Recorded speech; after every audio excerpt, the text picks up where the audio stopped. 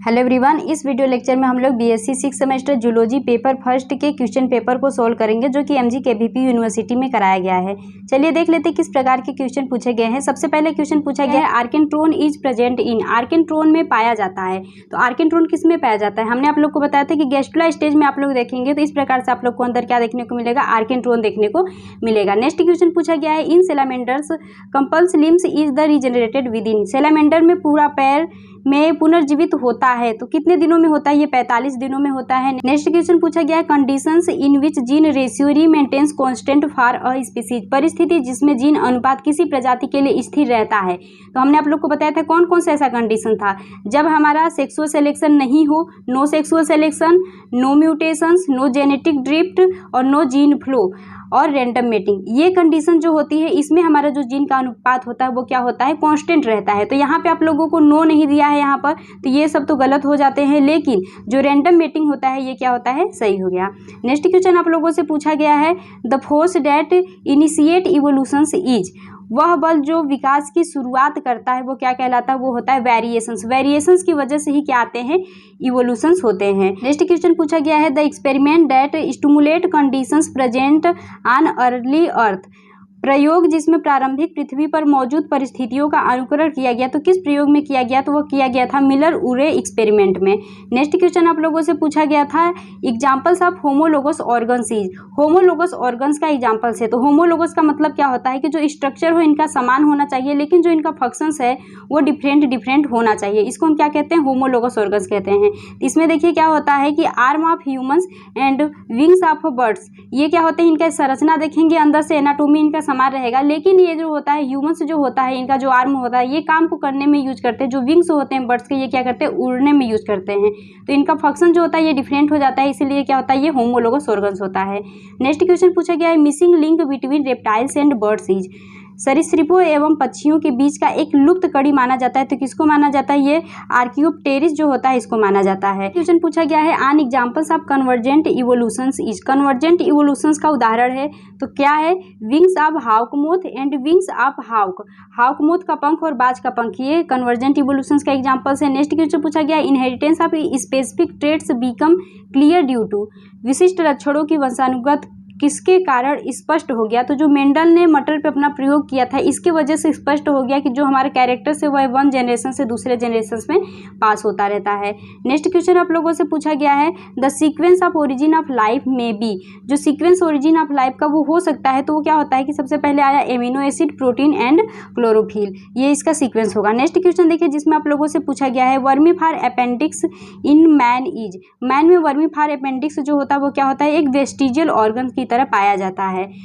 Next question पूछा गया है आप लोगों से von Baer supported the theory of evolutions on basis of, von Baer किस आधार पर विकासवाद के सिद्धांत का समर्थन करता है? तो किसके अनुसार करता है, एम्ब्रियोनिक कैरेक्टर्स के अनुसार ये करता है। नेक्स्ट क्वेश्चन है हमारा कोएसरवेट्स वेयर एक्सपेरिमेंटली प्रोड्यूस बाई, कोएसरवेट्स का उत्पादन प्रयोगात्मक रूप से के द्वारा किया गया था। तो किसके द्वारा किया गया था? तो ये सेडने फॉक्स एंड ओपेरिन के द्वारा जो है ये कोएसरवेट का एक्सपेरिमेंट किया गया था। नेक्स्ट क्वेश्चन देख लीजिए जिसमें आप लोगों से पूछा गया है according to abiogenesis of life originated from, किस जो होता है कि ए बायोजेनेसिस के अनुसार जीवन की उत्पत्ति हुई थी तो किससे हुई थी? हमने आप लोग को ये पढ़ाया था कि जो ए बायोजेनेसिस के अनुसार जीवन की उत्पत्ति नॉन लिविंग मैटर के द्वारा हुई थी। नेक्स्ट क्वेश्चन है हमारा Mesozoic era is associated with mass extension of, Mesozoic युग के बड़े पैमाने पर विलुप्ति से जुड़ा है। तो ये किसकी विलुप्ति से जुड़ा है, ये जुड़ा है फ्लावरिंग प्लांट के। नेक्स्ट क्वेश्चन आप लोगों से पूछा गया है biogenetic law state that, biogenetic कानून कहता है तो ये क्या कहता है, ये कहता है कि ontology repeated phylogeny, ontology phylogeny को दोहराता है। नेक्स्ट क्वेश्चन पूछा गया है the best way of dating fossils is by, जीवाश्मों का डेटिंग का सबसे अच्छा तरीका है तो कौन सा अच्छा तरीका है, जो रेडियो कार्बन मेथड होता है ये सबसे अच्छा तरीका है जीवाश्मों के डेटिंग का। नेक्स्ट क्वेश्चन पूछा गया है which one is not the fossils, कौन एक सच्चा जीवाश्म नहीं है? तो लाइमस जो होता है वो एक सच्चा जीवाश्म नहीं होता है। Evolutions by natural selection is demonstrate by, प्राकृतिक चयन द्वारा विकास का प्रदर्शन के द्वारा किया जाता है। तो किसके द्वारा किया जाता है? नेचुरल सिलेक्शन के द्वारा जो होता है। DDT resistance in mosquito, sickle cell anaemia in pygmies and industrial melanism, इन सभी का जो होता है किया जाता है। तो ऑप्शन 4 जो होता है ऑल ऑफ द एबव, ये सही रहेगा। नेक्स्ट क्वेश्चन पूछा गया है sympatric speciation arise due to, sympatric प्रजाति के कारण उत्पन्न होती है। सिम्पेट्रिक स्पेसिएशन जो होता है non reproductive populations of the same area के कारण क्या होती है? उत्पन्न होती है। क्योंकि सिम्पेट्रिक स्पेसिएशन में आप लोग जानते होंगे कि किसी एक ही एरिया में जो भी हमारे स्पीसीज रहते हैं वे आपस में ही क्या कर पाते? ब्रीड नहीं कर पाते, उसी को हम क्या कहते हैं? सिम्पेट्रिक स्पेसिएशन कहते हैं। नेक्स्ट क्वेश्चन पूछा गया है which is not applicable to biological species concept, कौन सा जैविक प्रजाति अवधारणा पर लागू नहीं होता है? तो क्या नहीं लागू होता है? वो है हाइब्रिडाइजेशन। हाइब्रिडाइजेशन जो है जैविक प्रजाति अवधारणा पर लागू नहीं होता है। नेक्स्ट क्वेश्चन देखिए जहाँ पे आप लोगों से पूछा गया है genetic drift is change in allele frequency due to, आनुवंशिक बहाव के कारण एलील आवृत्तियों में परिवर्तन है। तो ये क्या होता है? ये होता है रेंडम चांस, क्योंकि जहाँ पे भी जेनेटिक ड्रिफ्ट हो जाए वो रेंडम चांस की ही वजह से हमारे जो होते हैं जेनेटिक ड्रिफ्ट देखने को मिलता है। नेक्स्ट क्वेश्चन पूछा गया है genetic drift is more likely to happen is, genetic drift में होने का अधिक संभावना है। किस में होने का संभावना है? तो जो स्मॉल पॉपुलेशंस होता है इसमें जेनेटिक ड्रिफ्ट जो होता है अधिक होने की संभावना है। नेक्स्ट क्वेश्चन पूछा गया है sickle cell anaemia is a result of, sickle cell anaemia का परिणाम है। तो किसका परिणाम होता है? जो सिकल सेल एनीमिया होता है वह मिससेंस म्यूटेशन जो होता है इसका परिणाम होता है। नेक्स्ट क्वेश्चन पूछा गया है in population of bears the frequency of q is 0.44 then frequency of p will be, तो इसकी आपसे पी की फ्रीक्वेंसी पूछा है तो वो कितना होगा? वो होगा 0.56। नेक्स्ट क्वेश्चन पूछा गया है Hardy Weinberg equation is, Hardy Weinberg equation इसमें आप लोग को पूछा है तो सही ऑप्शन क्या होगा? P + Q = 1 रहेगा। नेक्स्ट क्वेश्चन पूछा गया है which one does not affect Hardy Weinberg principle, Hardy Weinberg सिद्धांत को कौन प्रभावित नहीं करता है? तो ये होगा इसका सही option genetic drop. Next question देखिए जिसमें पूछा गया है first evolutions of horse is, घोड़े का प्रथम विकास है। तो ये क्या होता है? इयोहिपस जो होता है ये घोड़े का प्रथम विकास है। नेक्स्ट क्वेश्चन पूछा गया है which will not form a fossils, कौन सा जीवाश्म नहीं बनाएगा? तो डिकम्पोज्ड ऑर्गेनिक मटेरियल्स, ये जो होता है ये जीवाश्म नहीं बनाएगा। नेक्स्ट क्वेश्चन पूछा गया है the difference in cricket calls among sympatric species of crickets is, झिंगुर प्रजातियों के बीच झिंगुर आवाज में अंतर है। तो ये क्या होता है? ये होता है बिहेवियोरल आइसोलेशन। नेक्स्ट क्वेश्चन देखिए जहाँ पे आप लोगों से पूछा गया है the most accepted concept of species is, प्रजाति का सबसे ज़्यादा स्वीकृत अवधारणा है। तो वो क्या होता है? बायोलॉजिकल स्पीसीज कंसेप्ट जो होता है ये जो होता है ज़्यादा स्वीकृत अवधारणा है किसी भी प्रजाति का।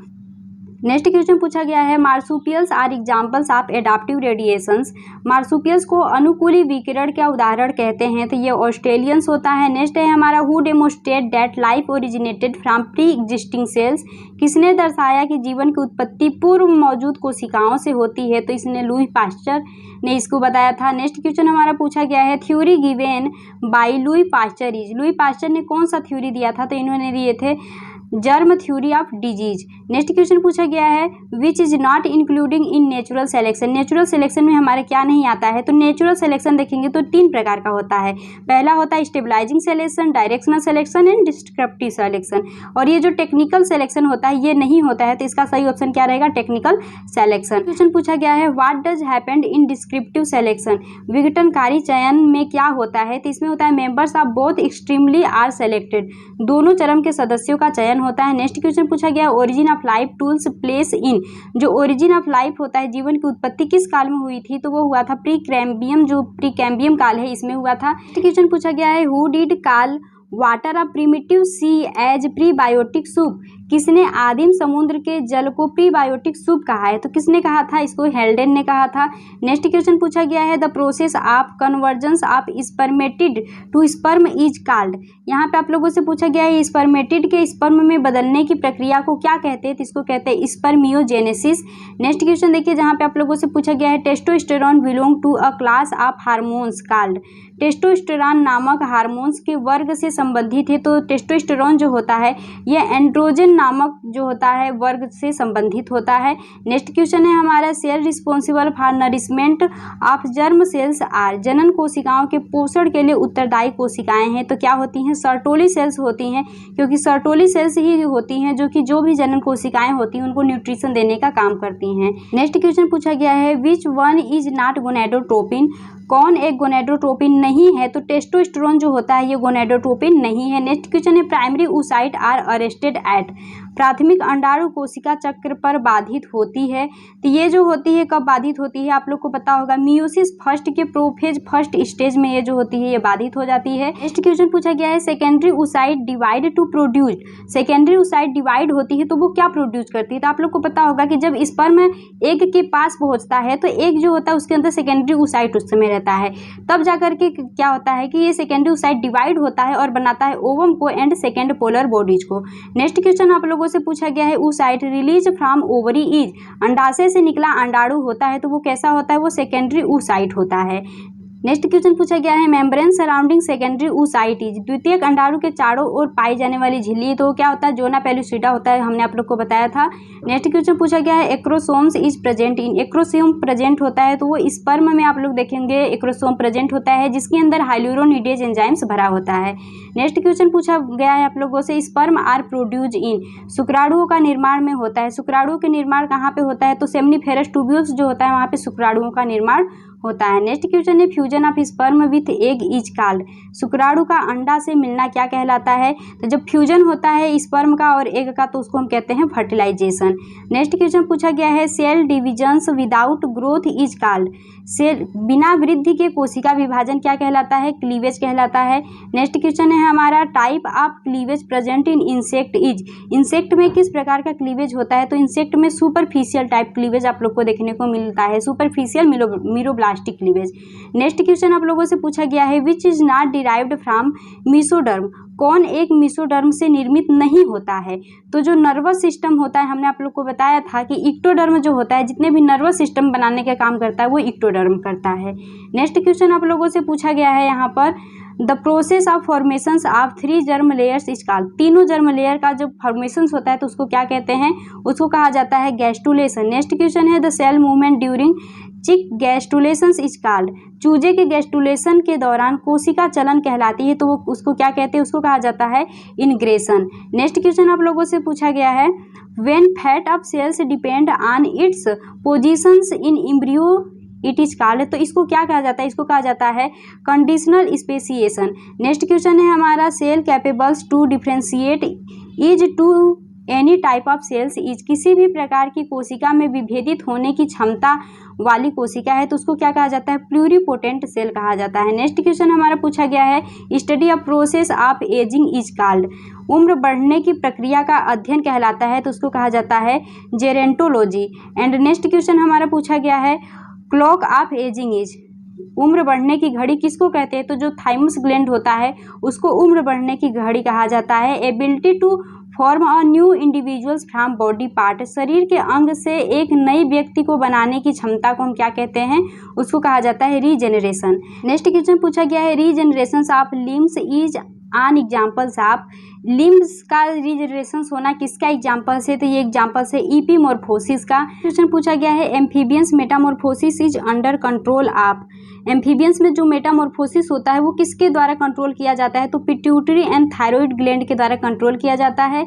नेक्स्ट है हमारा hormones responsible for insect Metamorphosis is, insect के मेटामॉर्फोसिस में कौन सा हार्मोन्स रिस्पॉन्सिबल होता है, तो वो होता है juvenile hormones and ignition hormones. तो इसका सही ऑप्शन क्या रहेगा, ऑप्शन 4 रहेगा, बोथ सेकेंड एंड थर्ड। तो यदि आप लोग को ये वीडियो अच्छा लगा होगा तो वीडियो को लाइक और चैनल को सब्सक्राइब कर दीजिएगा।